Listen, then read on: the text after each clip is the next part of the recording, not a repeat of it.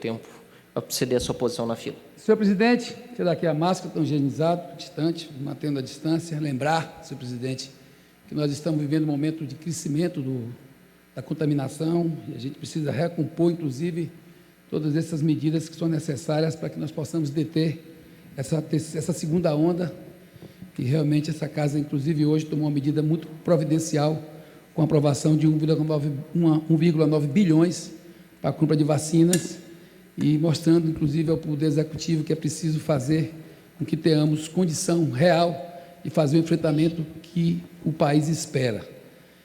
Mas, senhor presidente, eu queria aqui tratar de um tema muito importante e que nós, nessa primeira sessão, pós o momento eleitoral, precisamos refletir.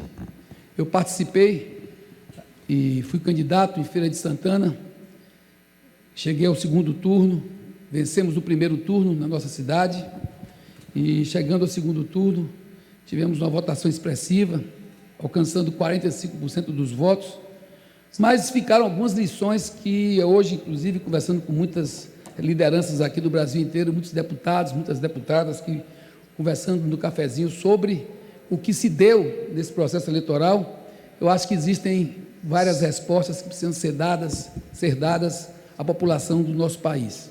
Senhor presidente, o que nós vimos do uso da máquina pública nessa campanha foi algo extremamente irresponsável e não dá mais para suportar fazer política assistindo um processo degradante de compra de votos, distribuição de cestas básicas, de uso indevido, inclusive dos recursos, senhor presidente, em plenário, dos recursos do coronavírus.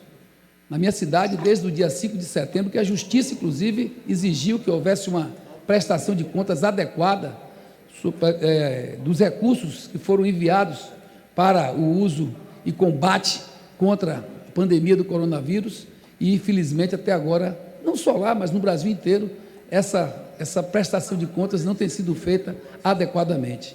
E isso macula qualquer eleição, qualquer pleito, qualquer democracia. Nós vimos nos últimos 2 dias da eleição uma situação absurda, sem contar que há um descontrole na contratação de pessoal, principalmente por terceirizados, empresas terceirizadas e cooperativas, que é uma prática em todo o país. Na nossa cidade, no mês de março, já com as aulas encerradas, 390 pessoas foram contratadas em Feira de Santana para trabalhar na educação, quando a educação estava parada. Inclusive, nesse mesmo instante, a gente via lá o corte de salários de professores, corte de salário de estagiários, houve uma inadimplência, não foi entregue por mais de 6 meses o auxílio alimentação dos estudantes do município, mas por cooperativas contrataram 390 pessoas a R$ 3.500 cada uma dessas pessoas que foram contratadas, sendo que na prática essas pessoas recebiam menos de R$ 900, o que é uma prática em todo o país. E por que eu estou trazendo isso a plenário, por que eu estou trazendo isso, essa reflexão tem que ser feita aqui nesta casa? Porque nos cabe fazer essas reflexões aqui e responder à sociedade. O fake news, senhor presidente, mais uma vez foi utilizado de forma absurda. Lá eu fui atacado da minha família, ao meu pai, a minha vida pessoal, e a velha história que voltou novamente à cena, não só em minha cidade, mas em todo o país, daquela história do kit gay, do anticristo, do que vai fechar igrejas, e por aí vai, tudo mentira, tudo, inclusive todas essas questões estão sendo judicializadas lá na minha cidade, e pelo Brasil tudo isso tem sido também tratado no âmbito judicial, que deve responder essas questões, mas nós nessa casa devemos, daqui até o fim do ano, inclusive, recompor o debate sobre a questão das fake news. Nós não encerramos nessa casa, senhor presidente, esse debate. Nós precisamos de normas mais rigorosas, nós precisamos de eficiência nesse combate. Está em risco a democracia, está em risco a disputa democrática, está em risco a honra e a vitalidade das nossas instituições e dos nossos campos de disputa política. Se nós deixarmos as coisas caminharem como estão, infelizmente o que nós vamos assistir é a barbárie. E nós queremos sim a democracia, o Estado de Direito, o bom senso e a disputa que possa realmente fazer com que chegue nas urnas o voto transparente, o voto da vontade popular e o voto que realmente possa mudar para melhor a história dos nossos municípios, da minha Feira de Santana e do nosso país.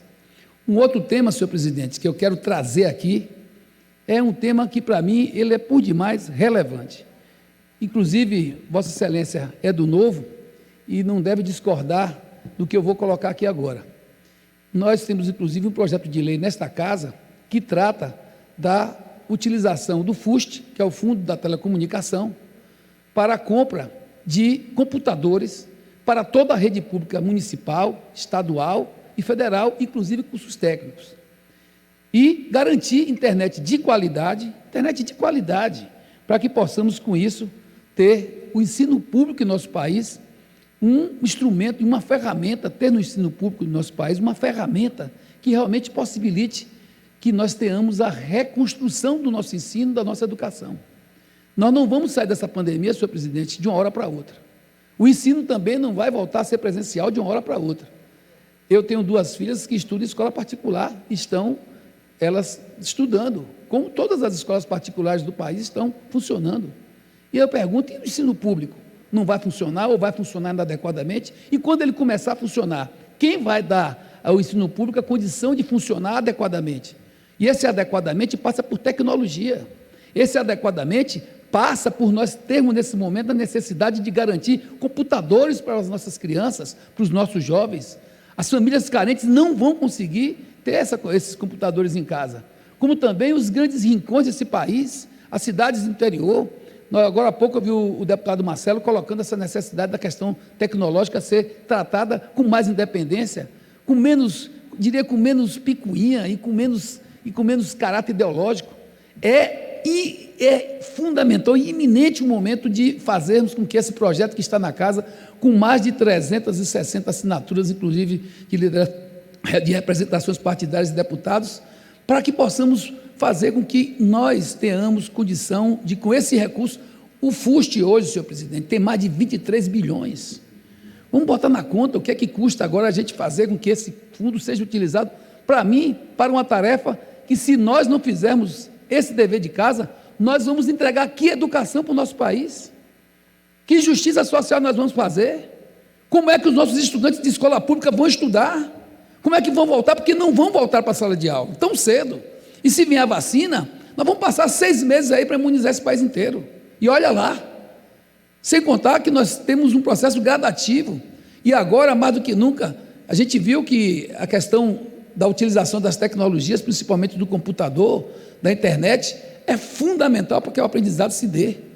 Portanto, eu quero fazer um apelo a essa casa. Nós estamos falando em nome do Brasil.